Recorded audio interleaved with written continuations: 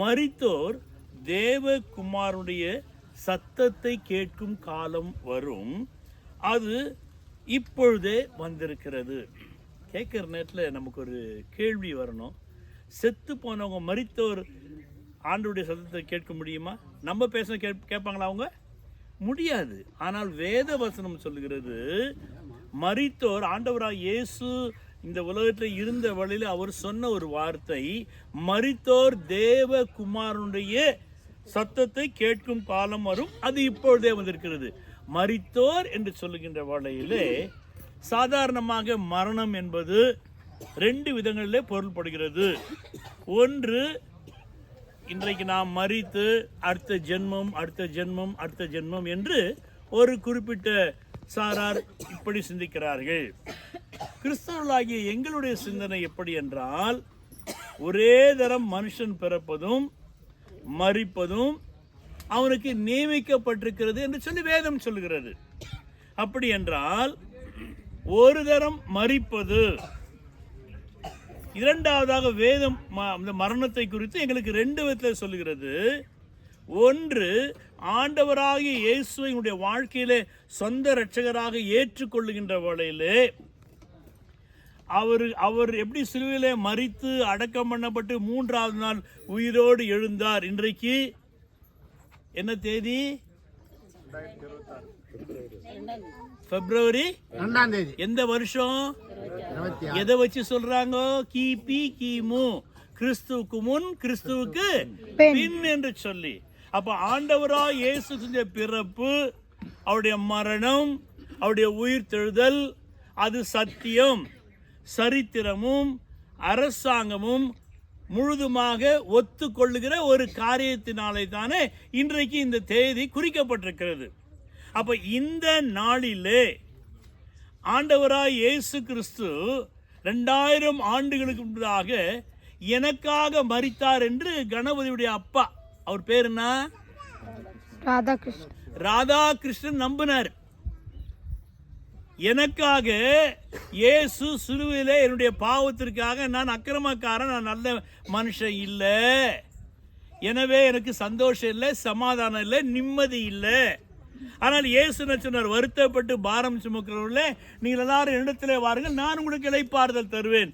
அந்த வார்த்தையை நம்பி இயேசுவை ஏற்றுக்கொண்டபடியினாலே, ஏற்றுக்கொள்வதற்கு ஒரு அடையாளமாக இயேசுவோடு கூட மரிப்பது, இயேசுவோடு கூட உயிர் தெழுவது, ஞான ஸ்நானம் என்று எங்களுடைய வேதம் சொல்கிறது.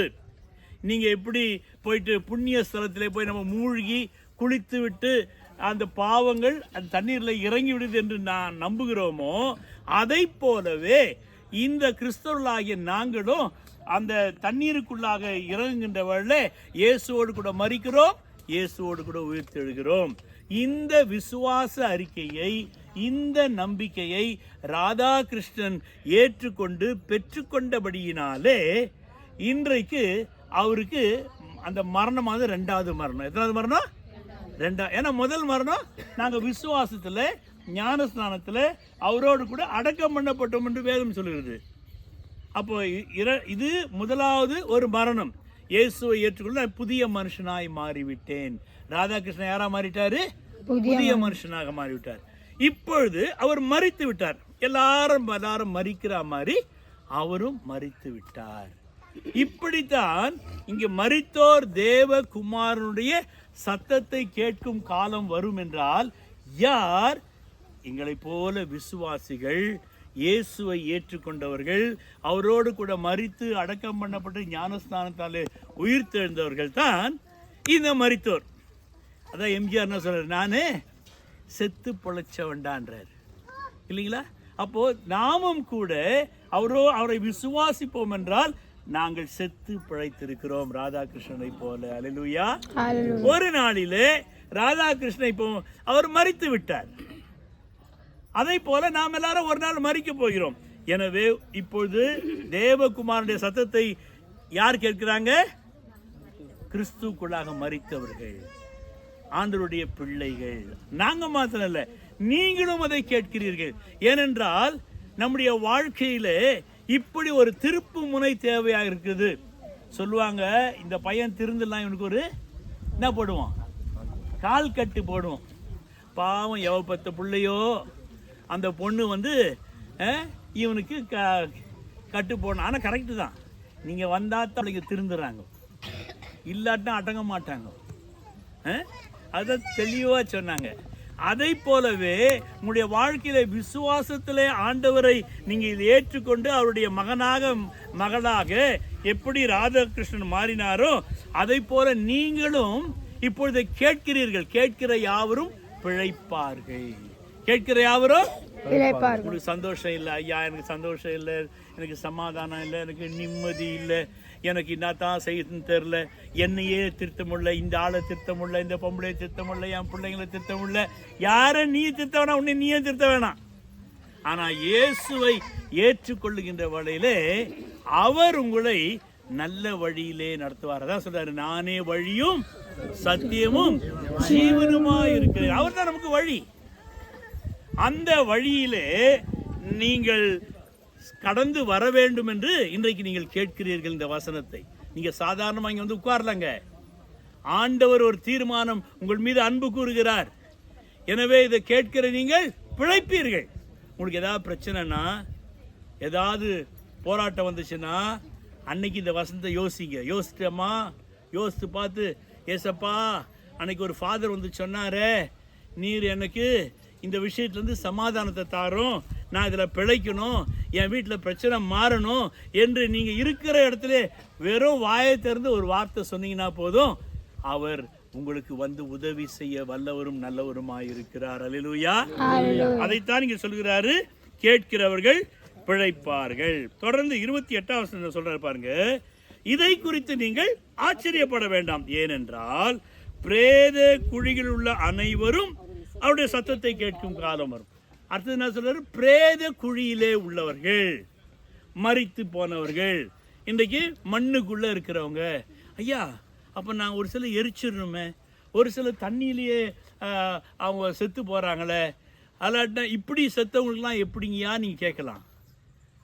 ஆவி, ஆத்துமா, சரீரம். இந்த சரீரம் மண்ணுக்கு போயிடும், இந்த ஆவி தான் தந்த தேவனிடத்திலே போகும். இந்த ஆத்துமா என் ஆண்டவராய் இயேசு மறுபடியுமாய் வருகின்ற வேளையிலே மறுபடியுமாக வெள்ளை குதிரையின் மீது ஏறி வருகிற என் ஆண்டவராய் இயேசு அவர் உலகத்தை நியாயம் தீர்க்கும்படியாய் வருகின்ற வேளையிலே சொல்றாரு. இங்க என்ன சொல்றாரு பாருங்க, பிரேத குழியிலே உள்ளவர்கள் அவருடைய சத்தத்தை கேட்கும் காலம் வரும். அப்போ அந்த சத்தம் என்ன?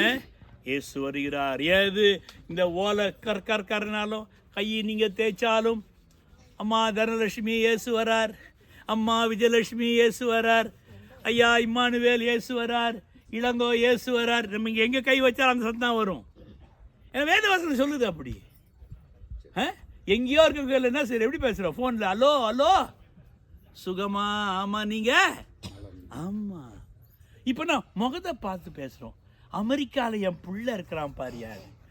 அதை போலத்தான் இயேசு வருகின்ற வேளையிலே நீங்கள் முகமுகமாக இயேசுவை காண போகிறீர்கள். அல்லேலூயா. நம்ம எல்லாரும் பார்க்க போறோம்.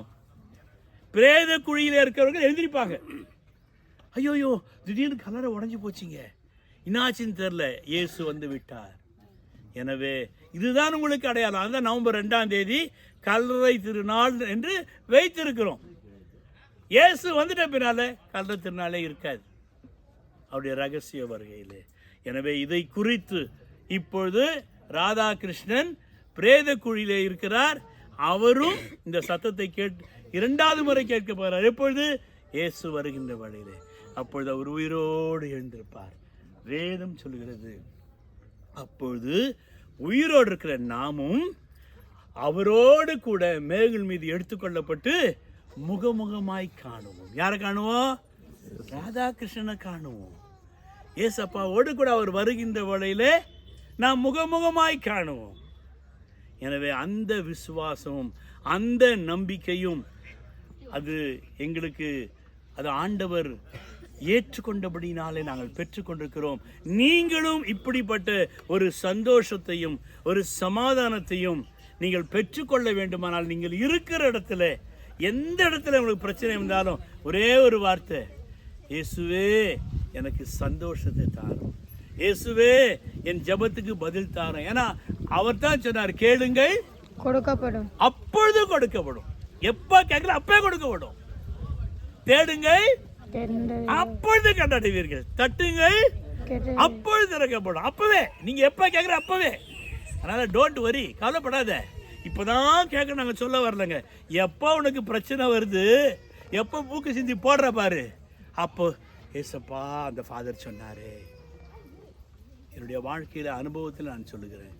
எனவே அவர் நமக்கு இந்த உலகத்திலே மனிதராக வந்து நம்மை நேசித்து, கேளுங்கள் கொடுக்கப்படும், ஒரு தாய் ஒரு தகப்பனத்தில் பிள்ளைகள் கேட்பதை போல நாம் கேட்கின்ற வழியிலே அவர் எல்லாவற்றையும் தருவார்.